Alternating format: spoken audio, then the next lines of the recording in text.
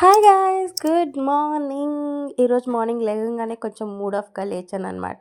So నన్ను నేనే కొంచెం జోష్ చేయించుకుని మెగనాస్ బిర్యానీ ఆర్డర్ చేసా.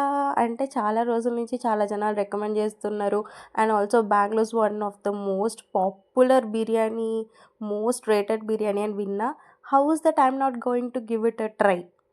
ఇంత ఫుడ్డీగా ఉండి బెంగళూరులో ఉండి నేను ట్రై చేయకపోతే న్యాయమేనా? సో మనం కూడా ట్రై చేద్దాము. ఈరోజు ఎలాగో మూడ్ బాలేదు కదా అని ఆర్డర్ చేశాననమాట.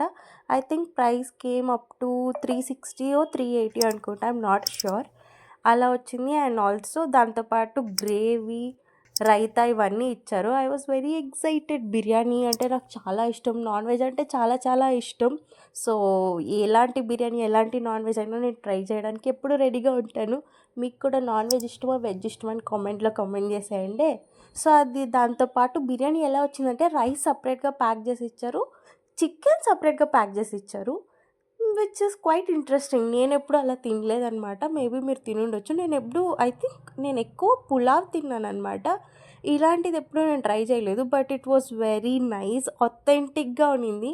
And look at that guys, moment of truth. First bite పెట్టంగానే it was wow, it was wow. I did like the flavors. It was very mild and very nice. I think people with low spice tolerance will really really like it.